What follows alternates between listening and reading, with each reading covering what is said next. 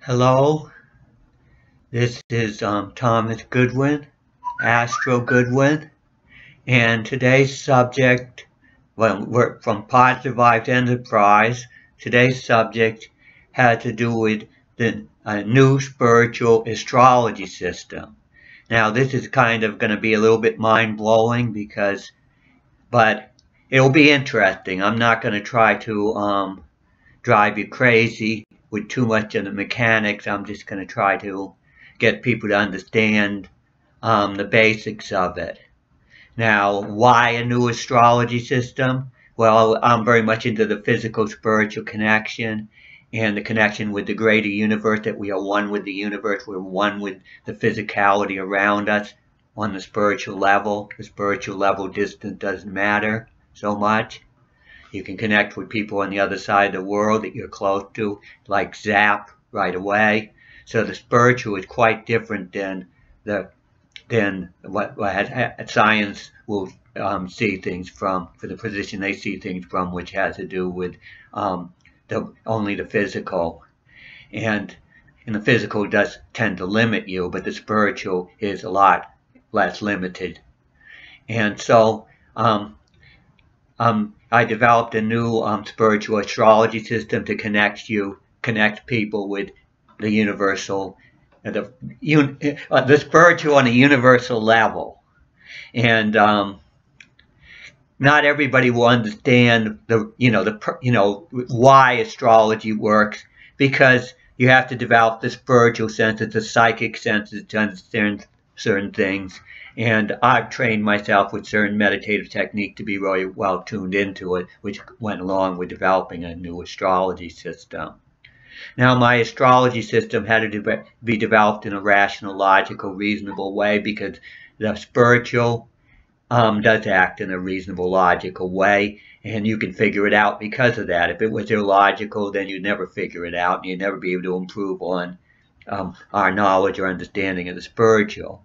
Besides, logic and rationality is part of the oneness of the universe. It's an important factor in the oneness, and the spiritual works in the spirit of oneness, where all factors are taken into account and have an important part in the collective vision of how things go.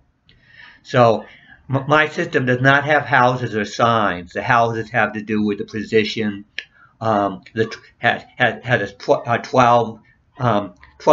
a division of 12 on the daily basis, and the sign system divide the year or the complete cycle into a cycle of 12.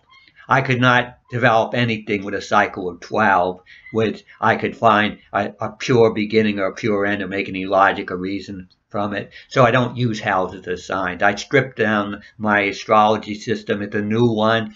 I stripped it down to basics, to course type stuff, because I thought that a lot of the stuff that was in standard astrology it was not based on reason, and it was all over the place. It wasn't a really solid, sound, workable tool, which is what I wanted. I didn't want something that was all over the place and too cumbersome, and depended too much on intuition and not enough on the fact that it actually functions well. Things have to be streamlined in order to function well.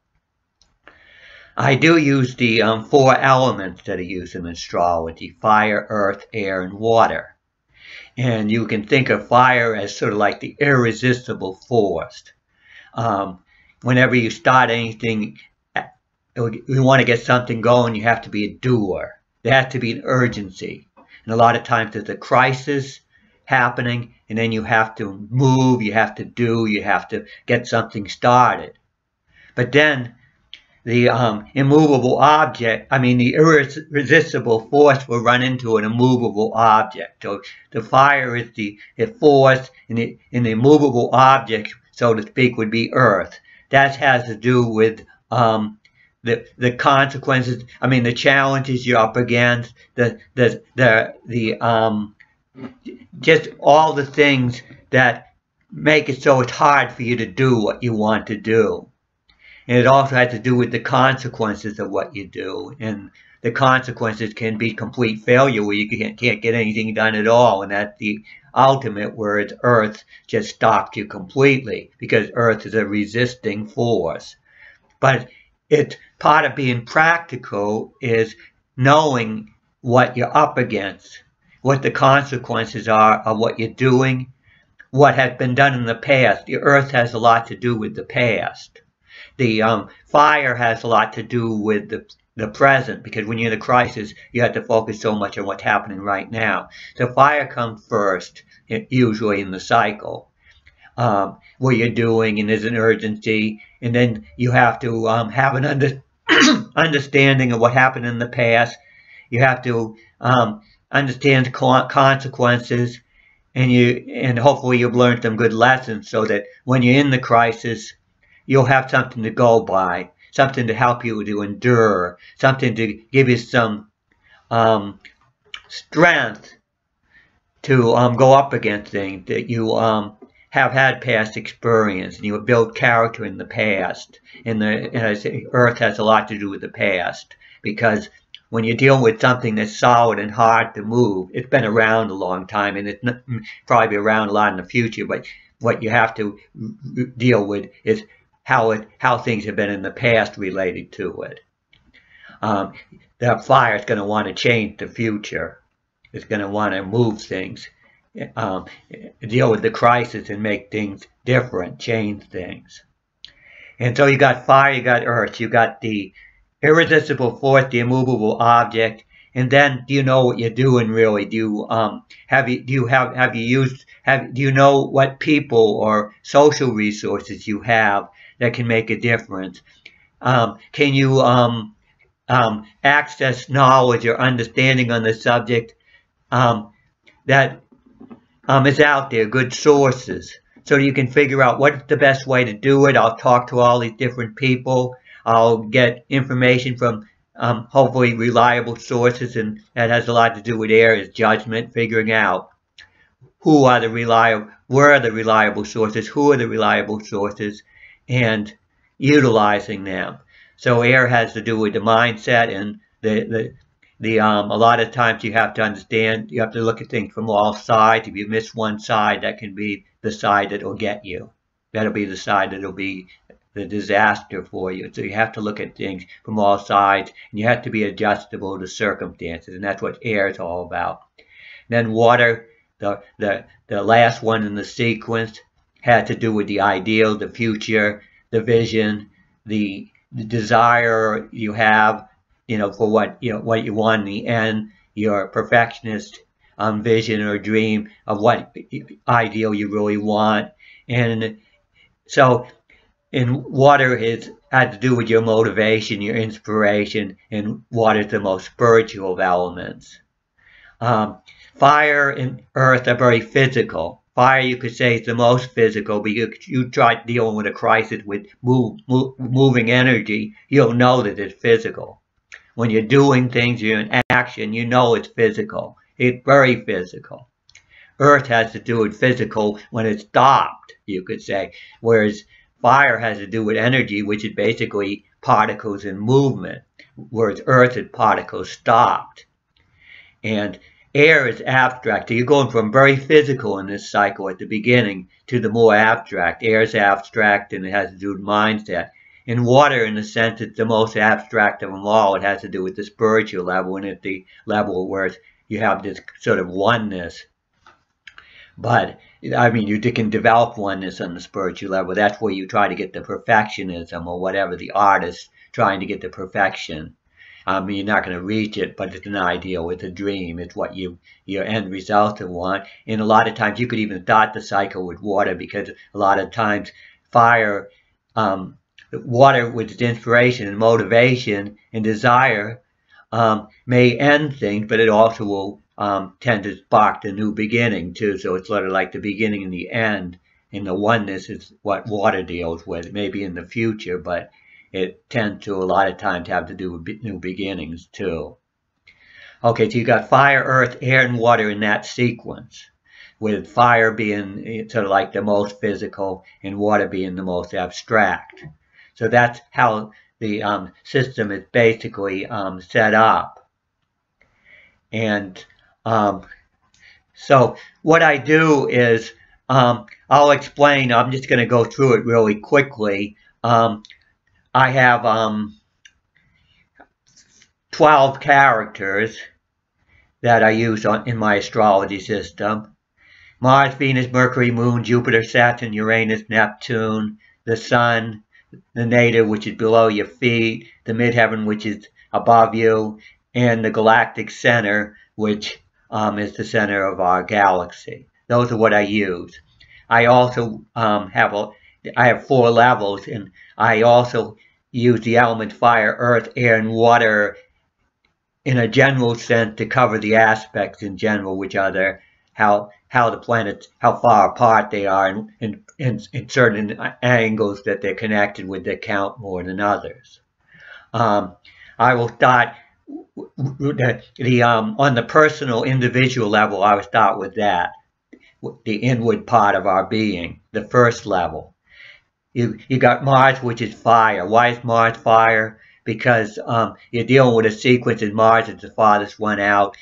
It sort of like moves the slowest, and in this sequence you go from the slowest to the fastest, from the one that does the biggest loop around to the one that does the smallest loop around. It follows that sequence, and it's almost like Mars being the most outward, outside the sequence, works the best at being fire in that case, because the fire starts things off, and you start from the outside and you go to the inside when you deal with the personal, when you're dealing with the intimate, when you're dealing with that which is happening inside yourself on more of the emotional level. So Mars is fire, and then you go to Venus, which is earth, and you go to Mercury is air, and Moon is water. And what are you dealing with? You're dealing with the inner influences, the inner character. Mars, Venus, Mercury, and Moon, they're all inward, and they're all tiny. So they're small, and they're on the inner part of our solar system. So that's why they're personal, and that's why they are in that first level, which has to do with feelings. And the first level actually starts with water. So when I say the water at the beginning and the end, this sequence starts with water. The planetary aspects start differently, and so do the so you can see the planetary characters. They start with fire, like Mars, Venus, Mercury, Moon. Fire, Venus, Earth, Mercury, air, Moon, water. And so you can see that starts with fire, earth, air, and water, but it's on the first level, and the first level is ruled by water, because the innermost part of your being is naturally connected to the spiritual, the water, the emotions, and the feelings, and the area that deepest within yourself, and it runs real deep. The next sequence, now, I'm just talking about that to give you a general idea. Don't go crazy trying to remember all this stuff, because I'm just trying to give you a feel for how things generally work. Because the next sequence, which is the second level, which has to do with outward individual energy, which you say the first one was inner individual energy. This has the outward individual energy. And you're going to deal with the outward planets now. And the big ones, Jupiter, Saturn, Uranus, and Neptune. That's going to do with the outward energy. And the outward energy is going to start with Jupiter. And why is it going to start with Jupiter? Because it's a natural that the outward energy is going to start from the one innermost big planet and go out to the outermost. It's sort of the opposite of the inward individual energy. So you end up Jupiter being fire, Saturn being earth, Uranus being air, and Neptune being water on that level. And that level, outer individual level, will tend to work in groups.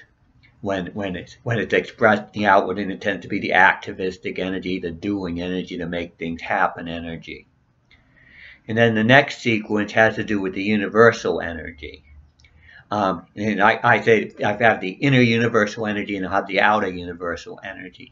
The inner universal energy, which is very practical, it's sort of it's basically the physical level, because that's what you're dealing with, the energy that it's inward, because it's more stable, it's less active. And so what you have there is, this sequence is different in that you're not going by the usual sequence of what's farthest out or what's most inward or what goes slowest to what goes fastest, or what has the biggest orbit to what has the smallest orbit. You're going in the direction now of the characteristics of the characters I'm talking about. And so you take the sun's going to be fire. And you're talking about fire being very physical. The sun is not solid, but it has more density than anything, than the physical planets. Especially in the middle. It's a very dense, but it's fire, it's energy. And then you'd say, then what's going to be Earth? What's beneath your feet, the center of the Earth, where gravity pulls you down? That's hard, that's solid, and that's gonna represent Earth in this level. And then you say, well, why do I use the sun, the nadir, the midheaven, and the galactic center at all to represent this practical interuniversal level? And I tell you this is, you're dealing with basically the things that affect your universe, and you've got two different factors that affect your universe. The things that are the farthest out, which has to do with the sun and the galactic center, they're definitely universal. They definitely deal with things on a big, huge scale. And then when you're in the Earth itself, and the Earth itself is your universe, you have to. It's a universal thing that you have to deal with. And within the Earth, you have the part that's beneath your feet, which will be Earth, as I said. And you have the part that's above your head, and I haven't explained that yet, but that's going to be air above your head. And it's sort of like you're contained within the Earth, in a sense. What beneath you is the most solid part of the Earth. What's above you is the least solid part of the Earth, which is air. It's the because we are actually swimming within the Earth. And then the galactic center is going to be water, and the galactic center is actually a black hole. And to me, that makes sense that it would have, and it's the farthest away. So when you're dealing with this spiritual and dealing with oneness, you got to think in terms of galaxies to get connected to the oneness. And you connect with the galaxies of the universe by connecting with the galactic center. You're going to connect with the universe on a really huge scale, and distance will not matter so much because it's in the water area, emotions and the spiritual distance doesn't matter. And then in my astrology system, those are the characters, and it's just giving you a feel for how it works. So I use four different aspects, and aspects have to do with how the cycle of the planets. Like they start with a conjunction, and they go. You can think of the cycles of the moon and the sun, and you say they start with the new moon, where they're together, and then they go to the first quarter, where they're at a 90-degree angle, and you only see part of the moon, and that's what I call the opening square that I use in my system, where the sun and the moon have the opening square. And then you have the opposition, which I use in my system. You have the closing square, would be the third quarter of the moon when you're dealing with the sun and moon in aspect, and then you go back to the conjunction. And I have a system where the first level, which has Mars, Venus, Mercury, and Moon, is dominated by the Moon, and the Moon's going to make a connection with the top of the chart, and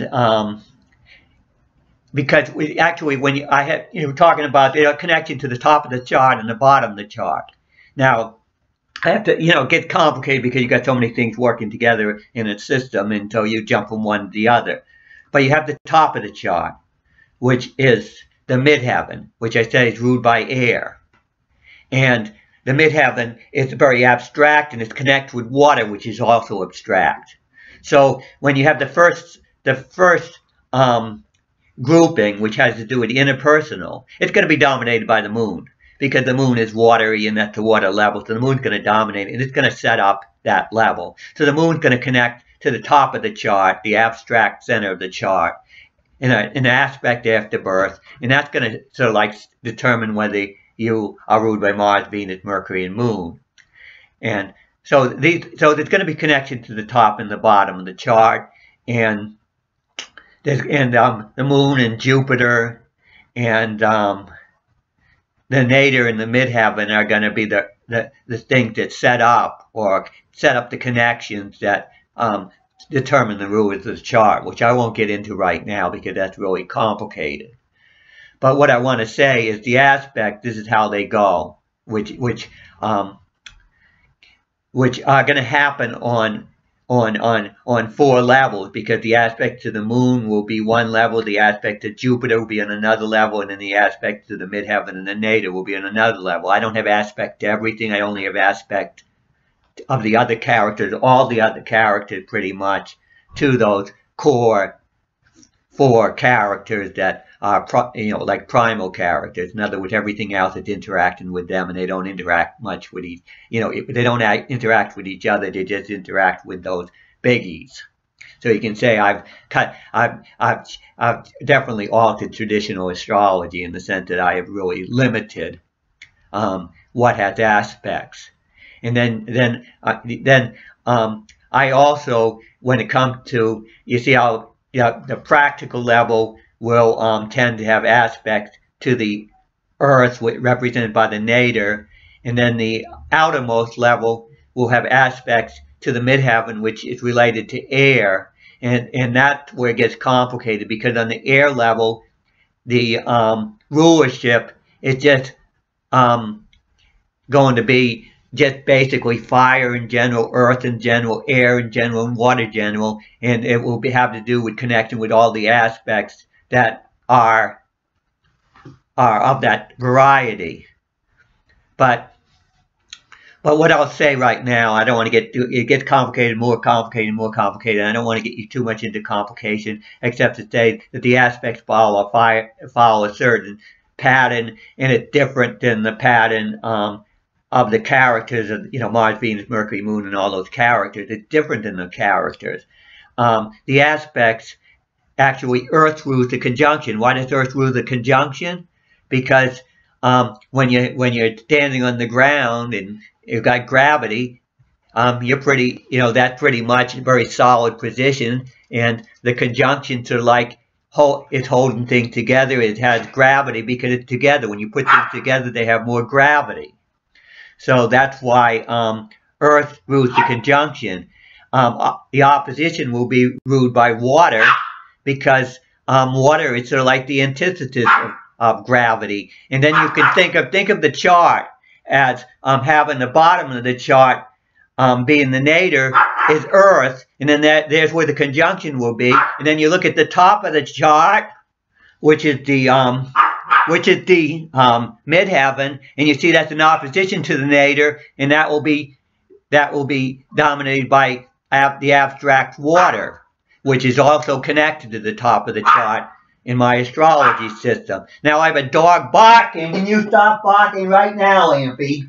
See, there's always things that are happening around here, and so you know what I mean. Competing spiritual forces, things to try to fight you, and so.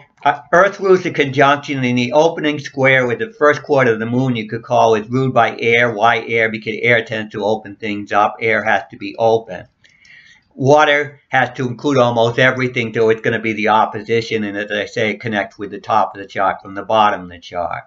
And then, so water has to be the opposition, and earth, fire is the closing square, meaning the last quarter of the moon, when you're dealing with the sun and the moon, and that's going to be the closing. You can see the focusing energy. The fire is going to be focusing. It's going to be channeling the energy. And then earth will be, the conditions on the ground, which is, beneath your feet. And air will be opening things up to look at things. And then water will be the top of the chart, or the whole, so like when you have opposition, you're taking in the whole picture, and you're trying to see, that would be the ideal type energy, which has that oneness, trying to see things on a complete level. So that's how fire, earth, air, and water go together. Now, now, one of the interesting things about my astrology system is you could say you got the earth beneath your feet, and you got the water, or the air over your head, which is connected to water. So you have air and water over your head, and you have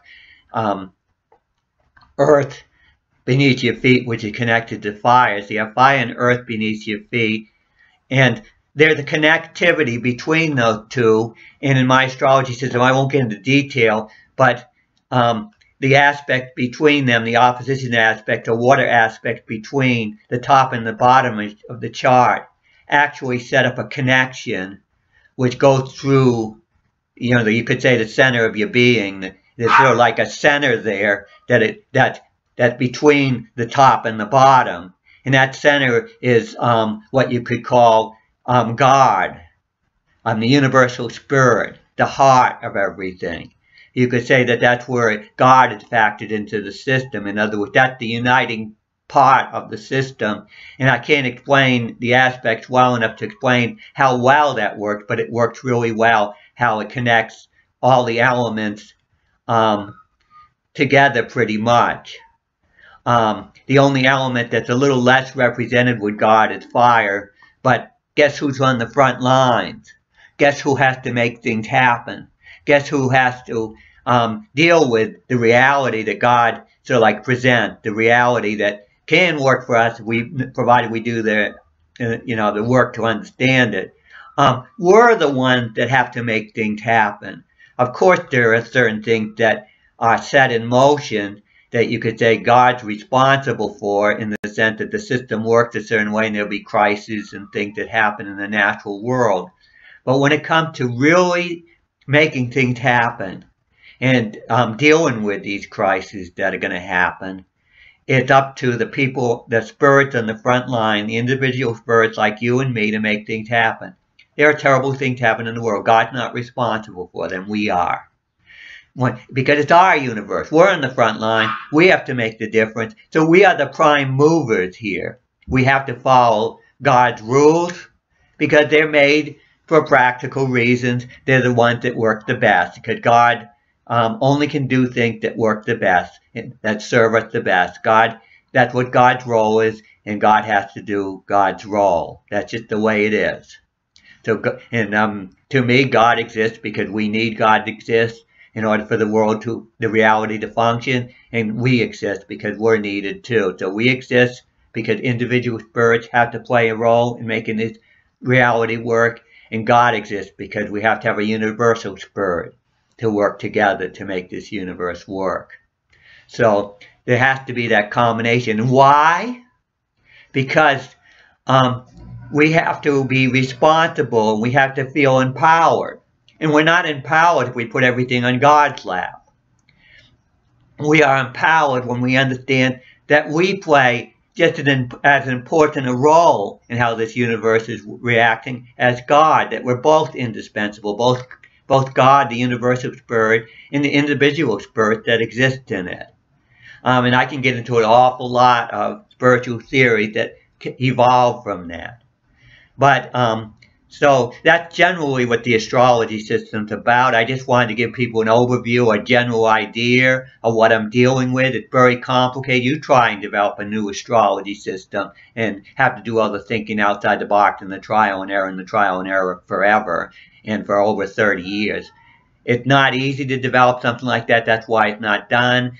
Spiritual theories run deep. They're hot. People have a hard time changing their inner programming because it's so deep and it's connected with really intense emotions.